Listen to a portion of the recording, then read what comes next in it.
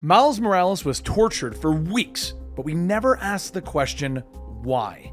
What did the Assessor hope to accomplish with that? Welcome to the Comicstorian channel, where I take some of your favorite trade paperbacks and single issues and I break them down into digestible bites to help you understand. Then I read them dramatically back to you. All alterations to the panels, text, and images are to prevent copyright problems, and all art is owned by its respective companies. Recently in the comic books, Miles Morales was kidnapped by a mysterious villain that ran a series of tests on him. While we discovered who had hired the Assessor, we never discovered what the Assessor was doing his tests for. So today, we're going to find out the results to his tests in the latest episode of Miles Morales right here at Comicstorian. But today's video is sponsored by Marvel's Midnight Suns, a tactical RPG made by Firaxis. And I'm not just a fan of tactical RPGs, I freaking love them. So when we were offered this sponsorship, heck, it was an easy deal for me. Centuries? And what of Lilith? Fallen by your hand. And I know where the sun sets. Until now. You were missed. Whatever caretaker put you through back in the day did a real number on you. I know where the sun rises. We got a lot of work to I do. know where the sun sets.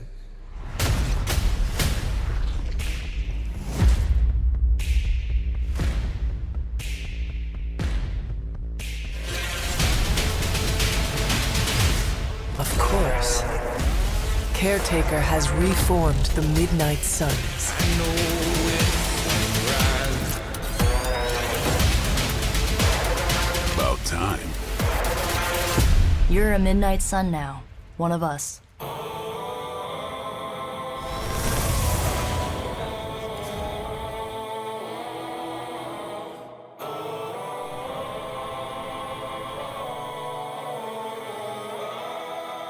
Let's go, bub. So right now we're playing the trailer, showing off the gameplay from the game. This trailer is showing you a first look at the game's tactical combat using their skills in the darker side of Marvel that they're trying to portray. If you're a fan of Ghost Rider, Doctor Strange, or Blade, this is the kind of Marvel that you're going to enjoy. You play as the Hunter, which is the character inside of this trailer that you don't recognize. She's the first customizable, original hero in the Marvel Universe, and you lead heroes ranging from Avengers to X-Men to Runaways. I do want to clarify, we put this on a Spider-Man video, but at the time of making this video, there's no confirmation on him being in the game at all. I just linked a Marvel promotion to a Marvel video. Anyway, enjoy the rest of the trailer and let me know what your thoughts are on the comments down below. There's blood on the horizon, but I don't break a sweat. 'Cause I know where the sun rises, and I know where the sun sets.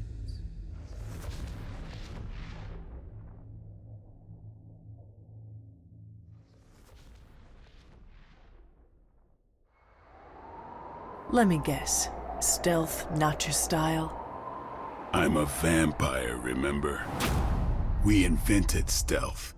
Miles scrolls through the newsfeed on his phone, and his mother Rio says that it's all over the news. They've been so worried.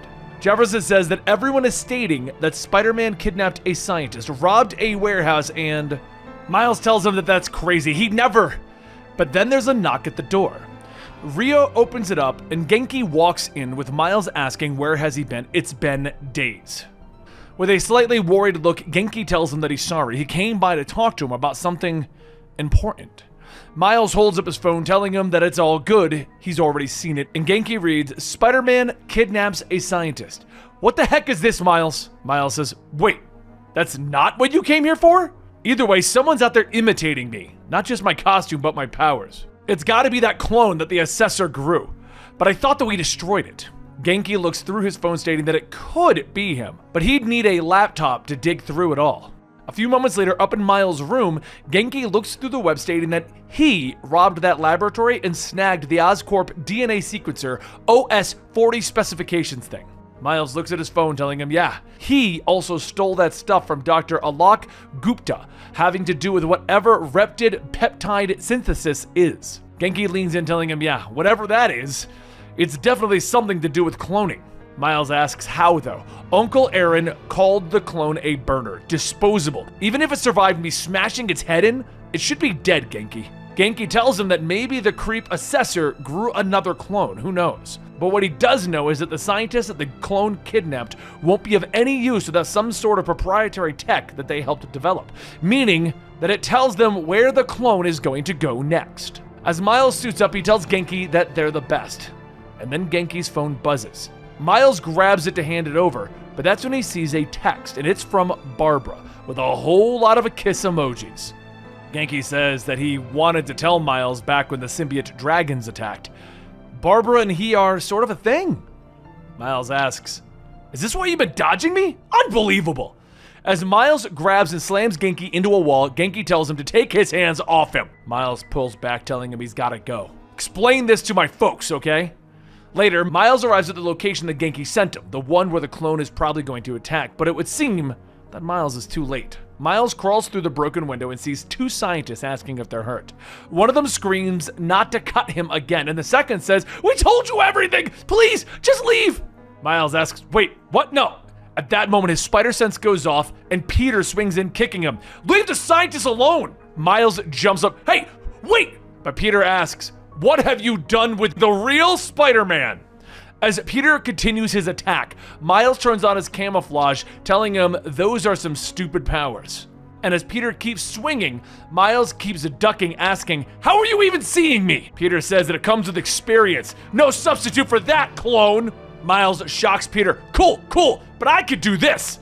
Peter stumbles and Miles looks at him. "Look, I'm sorry. We're like brothers, but I don't have time for this. The fake is out there, and I can't let him hurt any more people while we're messing around." Peter shakes off the stun. You sound like the other Spider-Man.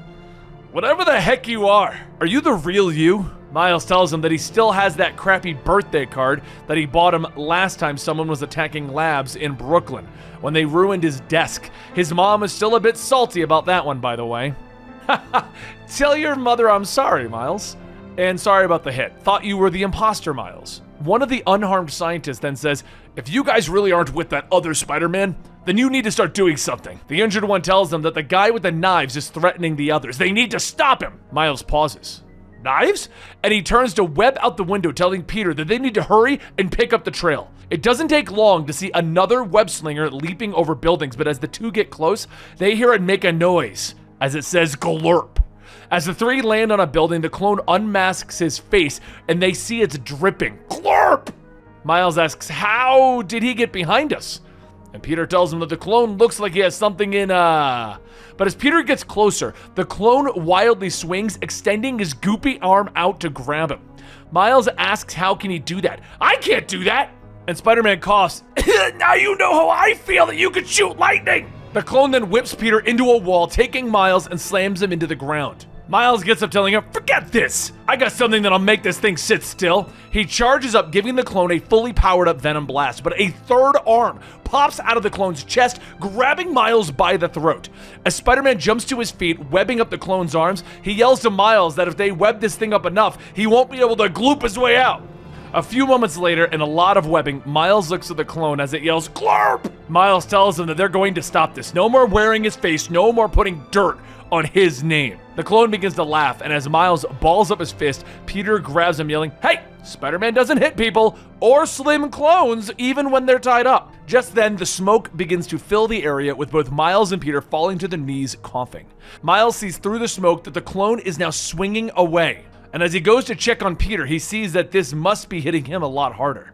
Peter weakly sits up. "You gotta go after him, buddy." But Miles tells him to stay back. He's hurt. Besides, this is my fight. Get home, Peter. Spider-Man coughs. "You aren't gonna get rid of me that easily. I just need a minute." Miles begins to swing through the city looking for where the clone went, but he notices people in the streets staring up at something. Miles lands on a nearby building, looking around, asking what has them all scared, but before he could even guess, an arm swings, catching Miles in the chin. He tries to shake it off as his spider sense begins to go crazy, and then a second punch hits him. Miles falls to his knees, holding his side as a voice tells him, "I've softened him up enough, brothers." Miles looks back at another Miles holding knives, telling him, "My name is Salim, and these are my brothers. It's time that we talked." Behind Salim is the Gloopy clone, as well as a second spider-like clone. The Miles clones have entered the fray. As the dust begins to settle at the top of the New York building in the middle of the night, Miles tries to take what he is seeing in. Is this really happening? In front of him is a clone of himself that takes off his mask, telling him that his name is Salim, and these are his brothers. They are Miles' betters. It's obvious that he should try and stop them, but Miles yells that he doesn't even know what they're doing wearing his face and hurting people. Salim says that they're giving him one warning: stay out of their way. Miles stands back up shouting, "This is really hurting my head, arguing with someone that looks like me. But whoever you are, you can't just..." At that moment, the fleshy clone shuffles forward yelling, "Glorp!" And Salim tells him that that is Shift. He doesn't say much, but he gets his point across. And his point is that we are wasting our time here. So are we going to... But as the clones turn, Miles runs forward, grabbing Salim by the shoulder, telling him, "Wait!" And Salim turns back, glaring. A second later, he punches Miles, telling him, "Don't you ever touch me again! You should have just left us alone!" As the three clones begin to gang up on Miles, Salim says that there are three of him, and he doesn't have any brothers. And that's when a voice calls out, "See, that's where you're wrong." And Spider-Man swings in, webbing up the faces of the two imperfect clones. While Miles is being crushed by Shift, he yells, "I just wanted to talk!" However, once the webbing is torn off, it quickly becomes a 2-on-3 battle, with the clones having the upper hand. He asks where are the others, but the arachnid clone lets out a scream, knocking both Miles and Spider-Man out. Several minutes later, they both begin to wake up. And Spider-Man says that was real fun. Some kind of mind blast? And Miles gets up telling him, "We have to follow him, Peter." But when they find nothing in the night, they stop to catch their breath. Miles sighs, stating that he'll go all night if he has to, but Spider-Man tells him that without a lead, there's nothing to look for. He knows that sort of impulse, but what happens if he doesn't find them? How long will he go without sleep? What else gets neglected? Take it from him, when it comes to clones, you don't want to act hastily. It's taken me a long time to learn that. But sometimes we just have to wait for the other guy to make the next move, Miles. Miles begins to respond, but then jumps up yelling, "Oh my god, I just remembered I have an essay to work on for tomorrow! My English teacher picked me to apply to this writing scholarship, Peter!" Peter tells him that is something he needs to deal with, not as Spider-Man, but as Miles. Take it from someone who's learned the hard way. Miles races back home, and as he climbs in the window, he sees Genki standing there with his arms folded. Genki tells him, "Come on then, break my jaw." Miles gets in asking, "What are you talking about?" And Genki holds up his phone, telling him that Barbara sent him this text, telling him that she is cheating on him with Fat Boy and that he's going to break his jaw. Miles stops him. Whoa, that wasn't me." So Genki asks, "What? Wait, the clones." Miles tells him that the clone calls himself Salim, but there are two more others like him. They're trying to ruin his life, huh? Then they need to find them. Genki then says that they tested him, but he probably used a cloned phone. They might be able to track the signal down and locate at least where it was sent from. Miles says, "That's my MVP, and while you do that, I'm going to finish this paper. Just need to get a little soda to get through the night." After a few hours and several more cans of soda, Genki's computer begins to ping, and he says that they've got a location while Miles yawns, telling him, "Finally!" Genki asks if he's really okay. He hasn't slept, but Miles gets back into his costume, telling him, "I'm good. Don't worry." So as Miles swings out of his room, Genki says that that's the thing. He's going to go ahead and worry. Later, Miles finds an abandoned-looking building, and after breaking in, he yells that he just wants to talk. "Come out, wait! Are none of you guys here?" He looks around at all of the lab equipment, and when he finds a serum that looks like it was used to make more clones, Miles begins to smash everything, yelling, "No! You're done! No more clones!" As the last piece of equipment is broken, Salim and the others arrive, asking what is the meaning of... Wait, no. Why? Why would you take away our cure? Salim lunges at Miles as Miles tells him, "Wait, cure? I didn't know what..." But Shift screams, grabbing Miles and beginning to suffocate him. Salim yells, "That's it! Rip him apart! Mind Spinner, you're next!" A short while later, Miles begins to wake up.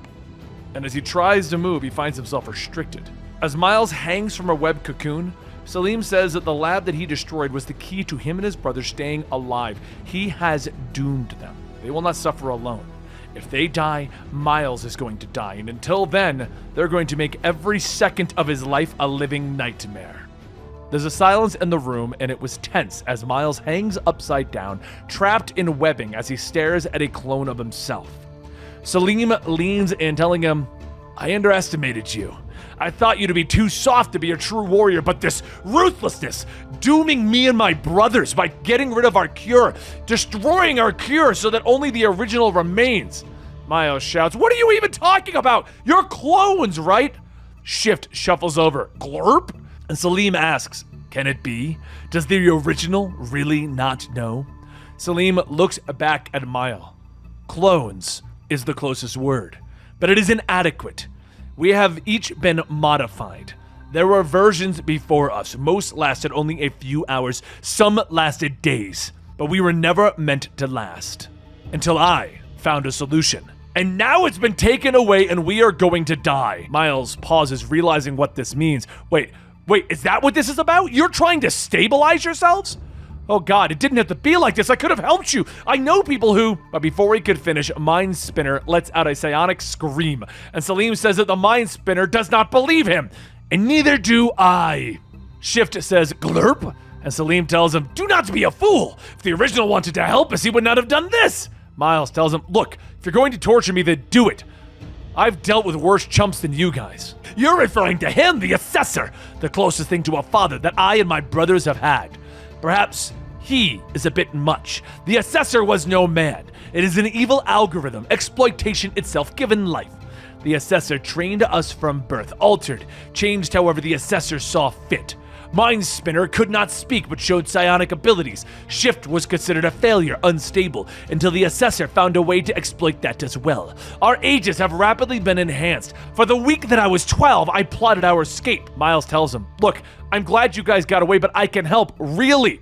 And Salim punches him again. Liar! Shift begins to speak, glurp, glurp. And Salim asks again, are you stupid to trust our enemy like that? We are dead men walking. There's nothing that we can do now except hurt the ones close to the one who hurt us. As Salim walks towards the window, Miles yells back asking, what are you doing? Salim tells him that him and Mind Spinner are going to the hospital where his mother works. They're going to bring her here and kill her right in front of you, original. Miles tries to free himself, but Salim jumps out the window telling Shift to keep watch. It won't take long for them to return.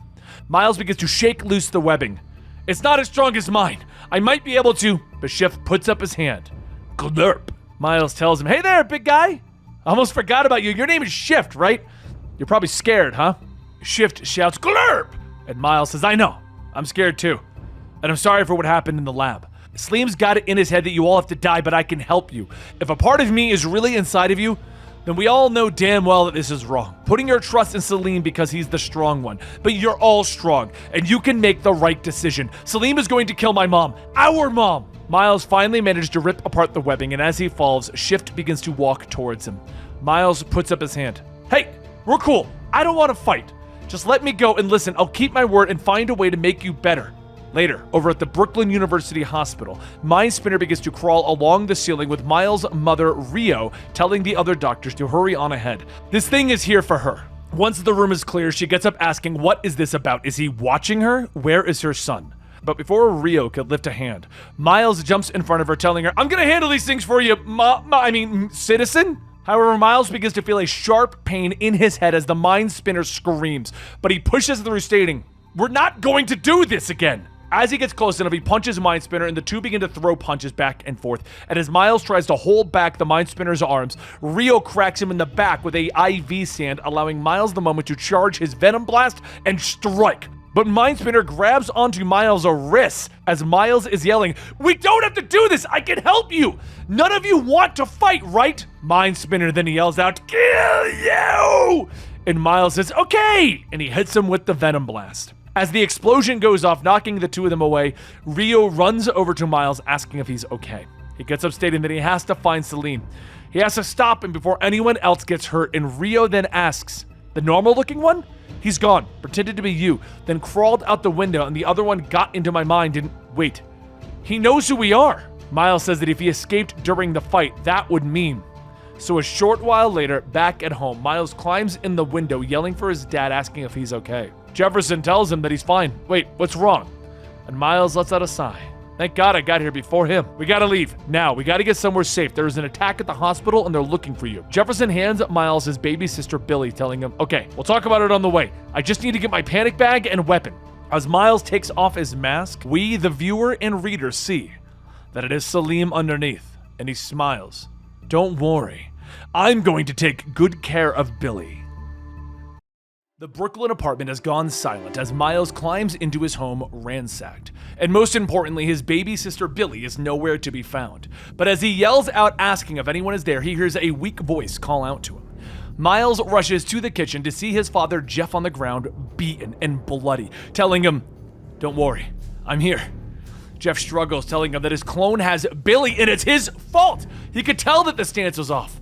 Just then, Miles' mother, Rio, runs in shouting that she came as fast as she could. Oh my God! As she hurries over, looking at all of the wounds, she says that these cuts are shallow. And Jeff says that it was because he wanted Miles to watch him bleed. But he has Billy. Miles' phone buzzes with a text message reading, "Brooklyn Bridge, 10 minutes, you know who this is." As he gets up, he heads out the window with Rio asking where is he going, and Miles tells her, "To get my sister back." He webs through the city, making his way to the bridge, and as he lands on one of the support pillars, he quickly stealths climbing up. As he gets to the top, Salim asks if he's attempting to sneak up on him, because it isn't going to work. It only makes him angry. Miles stands up, seeing him with Billy, telling him, "Okay, no more sneaking, just leave Billy out of this." Salim holds Billy close, stating that he intends to. He's going to leave her completely alone as he kills their parents and him. Who will she have then? Miles looks right at him. Our parents. There's more of me in there than I thought. If that's the case, then I also know using a baby to get at our enemies is weak and cowardly. You could also be doing it because you know you're not strong. Salim makes a web cradle asking, "Is that what you think? He made us better than you. It was my purpose. But now, I only have days to live, perhaps hours, and before I die, I must know if you are indeed the pure one." Miles yells, "It doesn't have to be like this!" And Salim holds his knife, telling him, "If you can kill me, you can save this writhing little creature. Come on, let's see who's the strongest, Miles!" As he lunges, Miles kicks his arm, webbing up one of the knives out of his hand, and the two start going at it. While they make their way down the bridge's cables, Miles manages to grab another knife, leaving it to only fists flying and hitting one another. After a venom blast, Miles ramps him up, swinging him around, sending another more powerful blast, nearly burning Salim alive. As he falls to the ground, Miles tells him that it's over, and he asks, "Are you certain?" Just then the Mind Spinner screams, sending Miles to his knees. And Salim then asks Mind Spinner, "Can you see it in his eyes? The fear that's in our brother's eyes!" It is not for himself. It is for the hopeless thing squirming about. This thing that could simply be dropped. Miles gets up shouting, "No! Please! I'll do anything!" And Salim scoffs, "Pathetic! You can't even..." What? At that moment, a giant hand reaches out, grabbing Billy from him, and everyone looks over to see Shift holding Billy. Shift yells, "Glorp!" And Salim says, "There's nothing wrong with me. I just know. I know Billy is our sister. It's been in the back of my head since we all met." Salim then grabs his knives again, asking, "Do you think I wouldn't turn on my brothers after all they've done for me?" But just before he could sink his knives, Mind Spinner screams at him, stopping him, yelling, "Not her, Shift!" Salim scoffs, "You too! My brothers betray me! Fine, pay the traitor's price." He begins to overcharge his venom blast, and Miles shouts, "Stop!" But Salim releases the overcharged attack, blowing both him and Mind Spinner up with a blast so powerful that it shakes the entire city. Miles watches as the two turn into nothing. And Shift walks over, holding out his hand. Miles tells him, please be careful with her." And Shift reaches out with the dozens of arms to make sure that Billy can't fall, and hands her to Miles. Miles holds Billy close, telling her thank you. And as he looks down at her, he laughs. "She's asleep." Ma always said that she could sleep through anything. "I'm sorry about your brothers. I know how hard it is to lose people.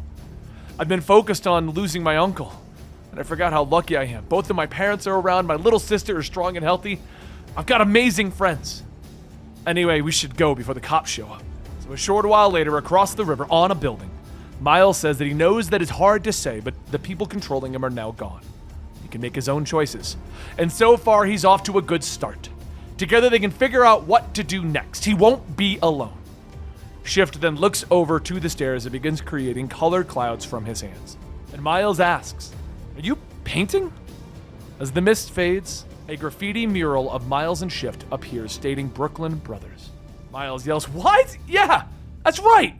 You're not alone. Salim didn't believe me, but I'm going to help you. If Salim could figure out how to stabilize your cells, so can I, and I have the resources. First thing we need to do is analyze the cells and..." At that moment, Billy sneezes, shooting her snot into Shift, and Miles laughs, telling him, "Dang, she got you. Well, welcome to the family. What do you think, Billy? Think Pops and Mom are gonna lose their minds when I tell them that we have a new brother?" And there you have it. Miles Morales has his own Clone Wars series, and apparently a new younger brother through his clone. Honestly, I thought this wasn't a terrible use of the character in the Clone series. Plus, it was a follow-up to the Assessor plot, which is already coming back in comics right now, and I will be bringing that to you very soon on this channel. So if you want to know who orchestrated this entire thing and tortured Miles, stick around because it's coming out soon.